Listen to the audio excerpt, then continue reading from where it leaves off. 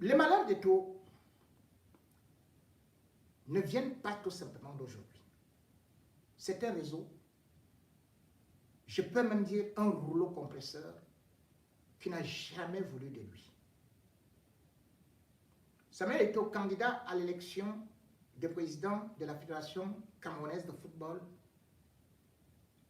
c'était déjà un nom parce que la Fédération camerounaise de football appartient à une clique, à une caste, au fils d'eux. Il faut être parrainé, il faut être, bien sûr, d'une dynastie. Or, lui, enfant de Newbel ou de Mbokada, ayant réussi par ses pieds, avec au moins 535 buts dans sa carrière, 22 ans, 56 buts dans les Lions Indomptables, 139 buts dans le Barça. Samuel Eto'o représentait une lumière, un miroir, et devait redonner la crédibilité au football camerounais. Mais dès qu'il a eu annoncé sa candidature, il y avait déjà, bien sûr, les pots de banane pour qu'il ne puisse pas avancer, parce que Mbombo Njoya, étant l'enfant bien de là-bas, ami de Franck Biya, et surtout le fils de l'autre Mbombo Njoya, grand ami de Biya. Par son réseau et surtout son travail méticuleux sur le terrain, Samuel Eto'o a réussi donc, au soir du 11 décembre 2021, à renverser Sédou Mbombo Njoya. Or, Sédou Mbombo Njoya avait derrière lui plein de gens. Et si Eto'o échoue, si Eto'o n'avance pas, il faut savoir que c'est parce que les politiques sont d'abord en train de le combattre et que parfois les décisions qu'il a eu à prendre ont eu parfois un autre soutien aussi politique de la part de Chantal Biya, de Brenda Biya ou encore de Ngongo. Or, au fil du temps, Samuel Eto'o a fait plusieurs mécontents. Et parmi ces mécontents du gouvernement, il y a Franck. Mais derrière Franck également, il y a Papa. Et derrière Papa, ou devant Papa, il y a les services de renseignement qui ont surveillé Samuel Eto'o allant à gauche, allant à droite, visitant les chefs d'État, que ce soit à Madagascar où il a été invité, ou que ce soit encore au niveau de la République démocratique du Congo où il a rencontré, bien sûr, Félix Tshisekedi, sans oublier même le Maroc, la Côte d'Ivoire où il avait déjà rencontré Patrick Hachi, l'ex-premier ministre, et où d'ailleurs il vient d'être intronisé prince d'Assini. Samuel Eto'o a donc commencé à faire peur. Et je l'avais d'ailleurs annoncé. Les services de renseignement aussi ont eu à pouvoir faire de telle sorte que tout ce qu'il faisait soit noté, d'autant plus que lui-même, il est encore venu se mettre dans un engrenage en allant dézinguer le coq sportif de Yannick Noah. Yannick Noah, grand ami de Franck Biya, grand ami d'Atanganji. Et derrière aussi, Atangandji est un ami, ou plutôt quelqu'un qui a un réseau dans le nord-ouest et le sud-ouest. En se débarrassant de Ndjalakwan, qui est le fils d'un dignitaire du RDPC, Samuel Eto'o n'a fait que s'attaquer à un essaim d'abeilles. Puisque Ndjalakwan, dans son récit, non seulement il dit qu'il a saisi la FIFA, mais au-delà de ça, il révèle quand même que Samuel Eto'o peut créer un soulèvement. Et il interpelle le gouvernement. Et pourquoi? Il interpelle le gouvernement. Ce n'est plus une affaire de foot. C'est qu'il peut créer un soulèvement. Et les ambazoniens, à Tangandji les montent, qui disent que si Samuel Eto'o touche à Tangandji, ils vont faire ceci, ils vont faire cela. Boum, on fait des notes de renseignement. On envoie à Biya que Samuel Eto'o veut créer un soulèvement. Or, Biya avait déjà d'autres renseignements qui avaient été fabriqués toujours par des gens du Sérail qui ne voulaient pas voir Samuel Eto'o avec sa popularité pouvoir être un danger par rapport à leurs ambitions. Et pourquoi je dis par rapport à leurs ambitions? Parce que Samuel Eto'o a été enregistré à plusieurs reprises. Lui-même ne le savait pas, mais partout où il a été enregistré. Et en étant enregistré, on est allé enregistrer jusqu'à sa maman. Sa maman, très connue sous le nom de Nilon, qui naïvement a dit que même si son fils voulait devenir président, elle serait derrière. Tout cela, on a envoyé à étudier. Sans oublier ces tournées à travers le pays, comme cette grande tournée à Boumaka. Mais ce n'est pas tout. Puisque, au-delà de ces déclarations, et même de Samuel Eto'o, il y a des erreurs qui ont été commises par son entourage. Par exemple, il y a certains activistes qui sont ici, dans la diaspora, qui ont commencé à faire des directs. Et pourtant, les mêmes activistes sont au service de Jean-Pierre Belinga. Et subitement, ils deviennent les agents de communication de Samuel Eto'o en disant « Samuel Eto'o, président ». On prend toutes ces vidéos, puisque justement, ces gens qui le disent, en contact avec des agents de renseignement, renseignent aussi, ou bien finissent par dire que non, ce sont les gens de Samuel Eto'o qui nous ont contactés pour essayer d'envoyer un ballon d'essai par rapport à l'élection présidentielle. C'est donc à dessein.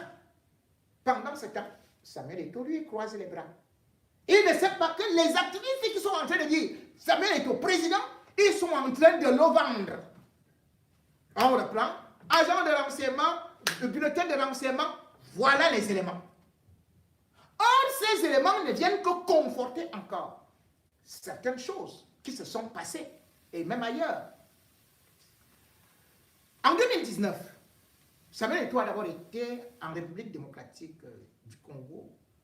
Et puis, il y a été justement aussi en 2021, lorsqu'il a soutenu Ahmad Ahmad. Et que Ahmad Ahmad est devenu président de la Confédération africaine de football. Samuel Eto'o était d'ailleurs devenu son ambassadeur. Il avait tourné le dos à Eya Mohamed, le Camerounais. Bref, Samuel Eto'o est celui-là qui a fait tomber, pas Eya Mohamed, mais oh là là, ah oui, certes, il a fait tomber Eya Mohamed, mais Issa Hayatou.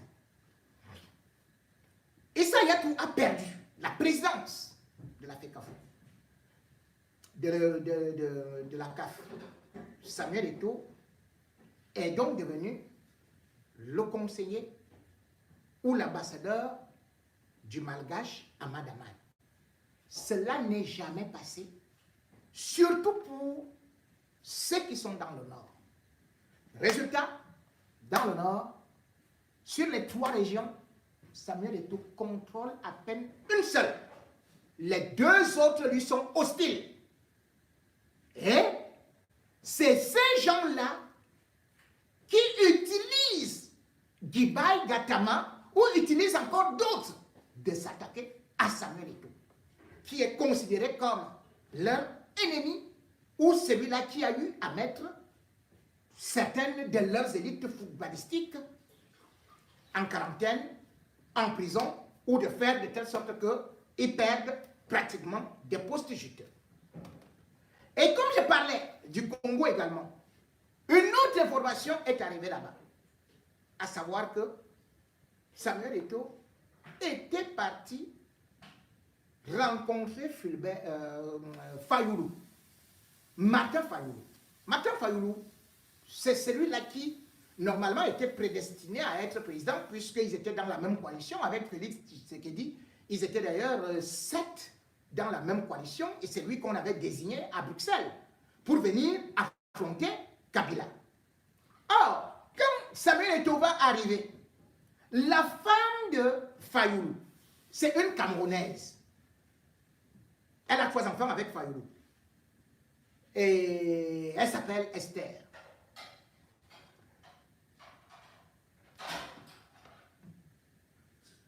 Eto'o va loger dans son hôtel. L'hôtel s'appelle Foden House, au niveau de Kinshasa. Les gens viendront pour demander des autographes et tout et tout. Et subitement, dans ce vacarme-là, ou dans un montage incroyable, on va dire que cette femme est la grande sœur de Samuel Eto'o. Et les services de renseignement ont réussi à faire croire à Paul Biya que, justement parce que Samuel Eto'o, après avoir eu à le supporter en 2018, et qu'il est parti rencontrer maintenant Fayulu, un opposant, et qu'ils avaient un plan parce que la sœur de Samuel Eto'o a 3 enfants, et maintenant Samuel Eto'o a un plan de déstabilisation, ou plutôt a un plan d'aller au front pour devenir président de la République. Ce rapport était arrivé, mais Biya ne l'avait pas beaucoup considéré. Parce qu'entre-temps, Samuel Eto'o avait la bénédiction, pas seulement de Chantal Biya, mais aussi de Ngongo, et aussi de Brenda. Mais aujourd'hui, les choses ont changé. Samuel Eto'o a perdu presque le soutien de Ngongo. Et pourquoi? Parce que Ngongo, entre-temps, a vu que Franck Biya venait en force, et Franck Biya s'est réconcilié avec Chantal Biya. Et dans l'affaire, bien évidemment, de cette compagnie bizarre de pétrole, Savannah, au Tchad, lorsqu'il y a incident diplomatique, eh bien, Ngongo va au Tchad. Au lieu de mettre le feu, il se dit, il va plutôt défendre la cause de Franck Biya et de Chantal Biya, qui sont bel et bien impliqués dans cette histoire de Savannah avec le Tchad. C'est Ngongo qui va donc éteindre le feu. Dès qu'il est revenu, il est de nouveau entré dans les petits papiers de la famille. Il est maintenant comme ça avec Franck Biya, comme ça avec Chantal Biya.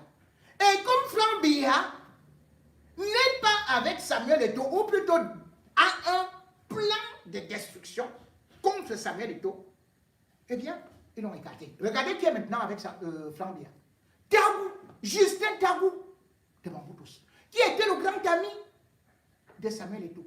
Et il rapporte à Franck Biya tout ce qu'il a fait avec Eto'o. Imaginez. Ils étaient amis, hein. Mais vous avez vu en Russie, qui est-ce qu'on a vu? Franck Biya avec Justin Tabou. Les amis d'Eto ont été récupérés et ils sont devenus des agents de renseignement. Ils bombardent. C'est pour ça que Ndialakwad, il reste tout simplement comme ça. Ils vous disent que Eto est en prison. Il est sûr de lui. Tabou a fui. Ils sont sûrs de. Et partout où Tabou va, il saccage Eto. Vous savez que Tabou, c'est le patron d'Afrique Média. Donc, il a beaucoup de relations. Et il a des informations. Donc, il est capable aujourd'hui de verser le venin sur tous les projets de Samuel Eto'o.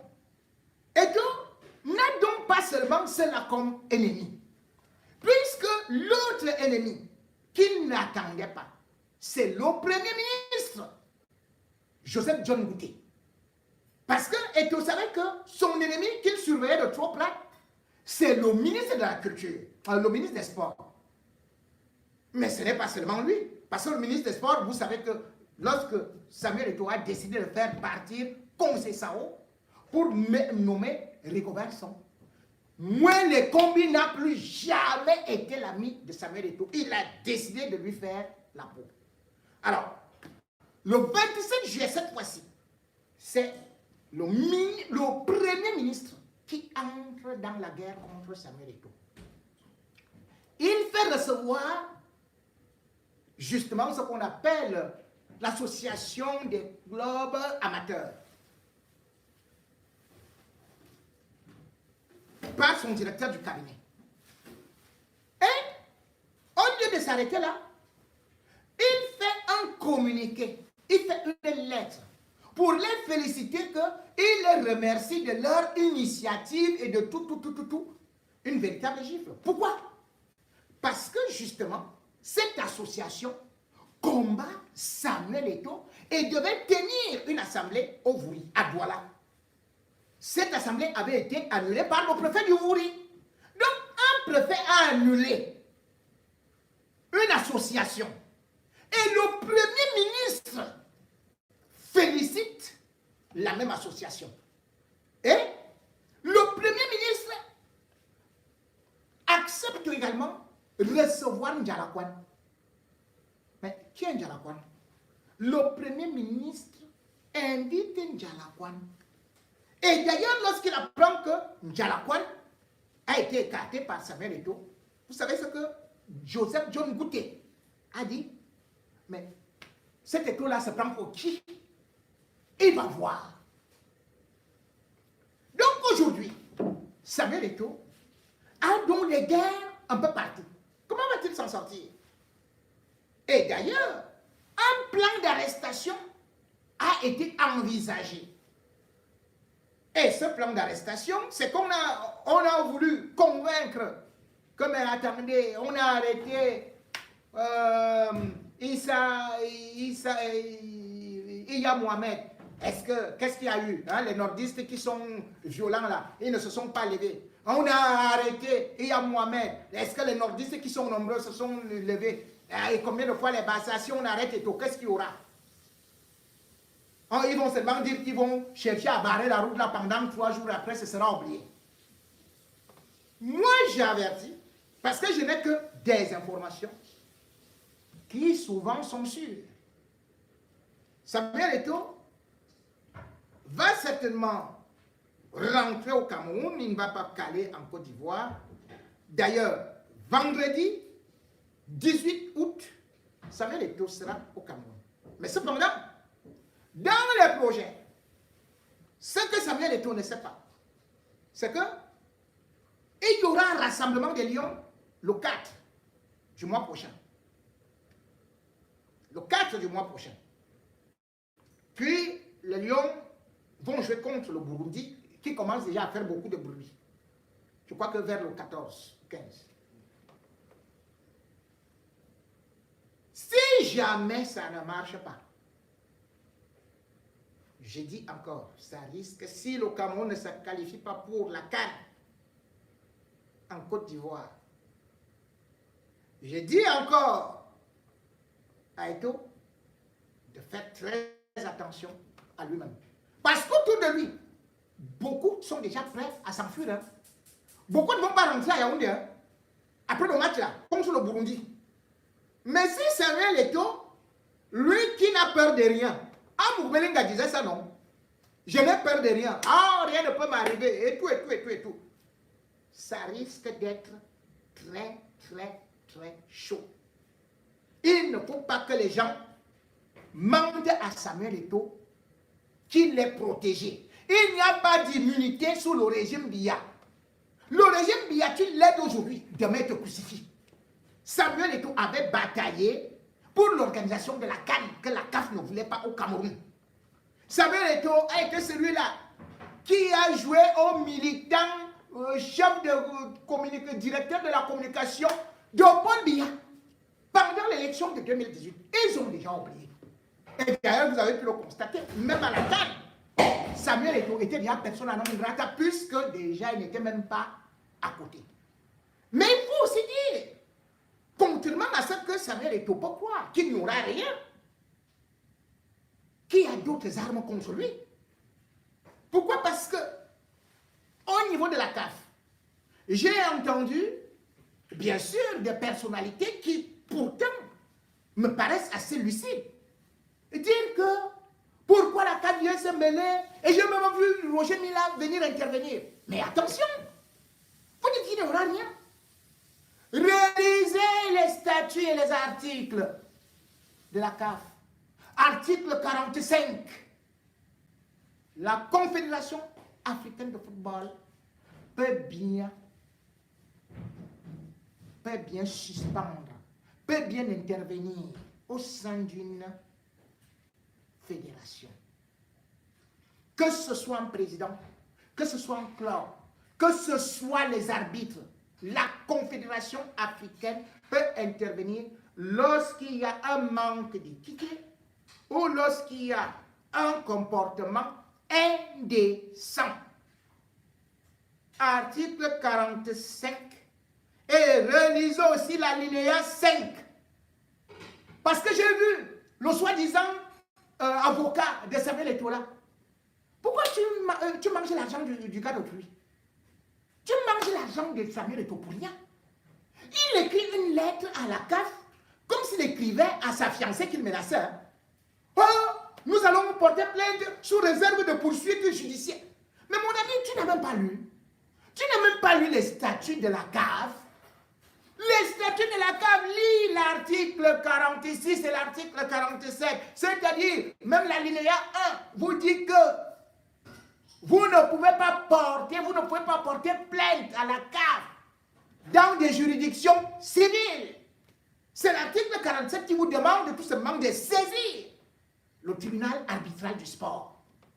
Mais comme cet avocat, je ne sais même pas, avocat Lolo, les momos là, il va dire, il écrit des choses, il n'a jamais gagné de procès. Oui, la CAF peut intervenir. Oui, la CAF peut suspendre Samuel Eto'o.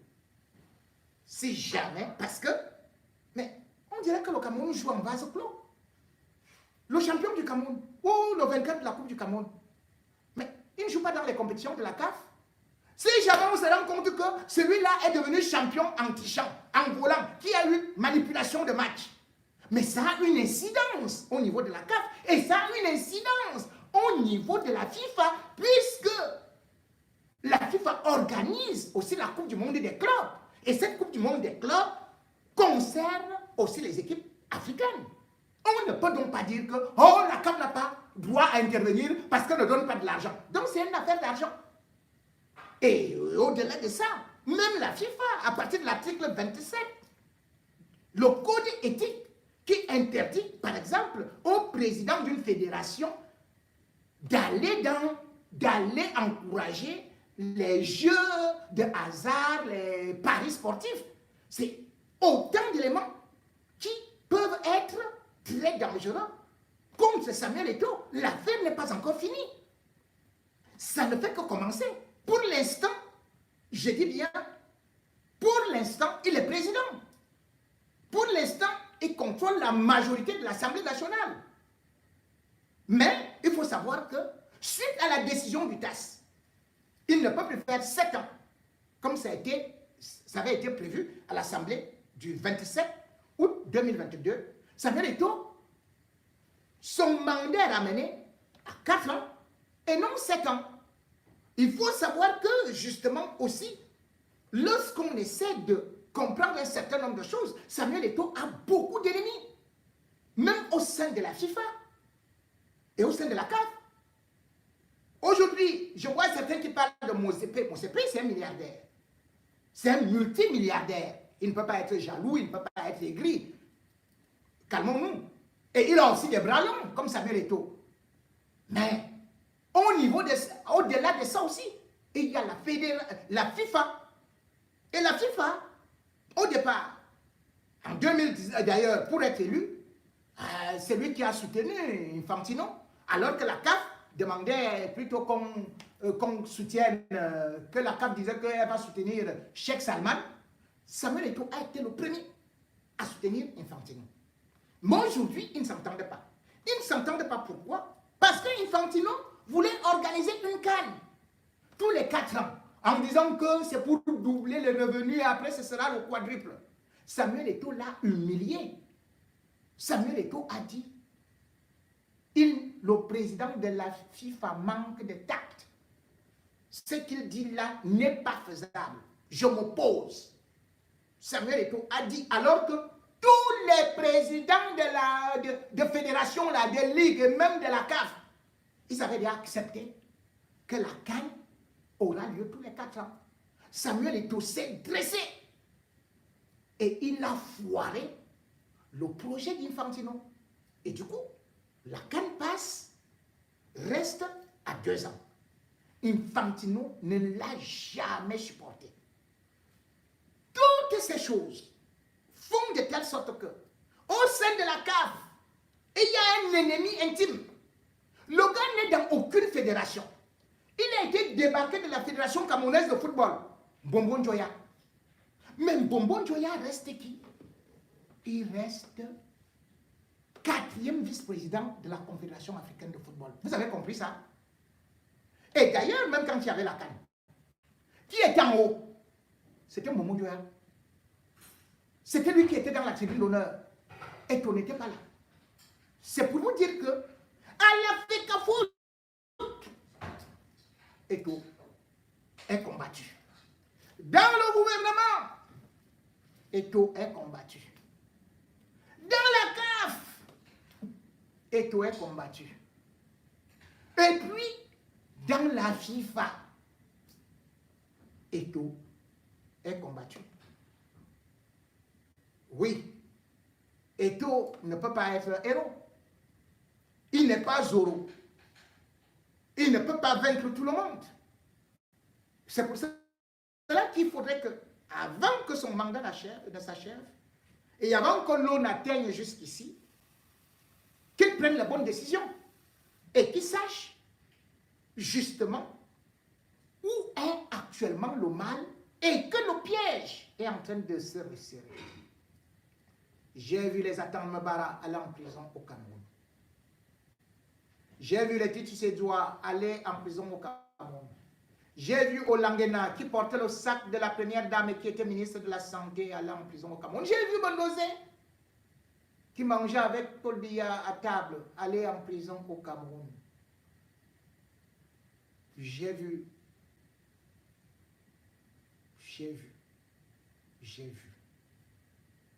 Ils sont là. Même ceux qui avaient l'armée. Oui. Personne n'imaginait mes Bongo aller en prison. Et tu dois se rappeler quelque chose. Il y a un petit piège de souris qui est au-dessus de sa tête. Ce piège, c'est d'abord la dette du trésor public. On lui a envoyé une petite lettre. Elle ne passera pas comme une lettre à la poste. Ces petits 2 milliards-là.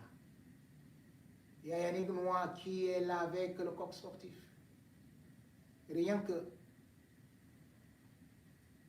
ces petits pièges-là, on peut réussir à l'étrangler. Et le football camerounais fera encore la même chose, marche arrière, parce que personne au Cameroun ne veut voir l'autre avancer, parce que tout le monde aime la médiocrité, et parce que également Ecto lui-même se croit protégé. Or, il faut qu'il apprenne la théorie du danger de Rigobert Sisson. C'est quand tu crois que tu n'es pas en danger que tu es alors vraiment en danger. C'est de ça qu'il s'agit.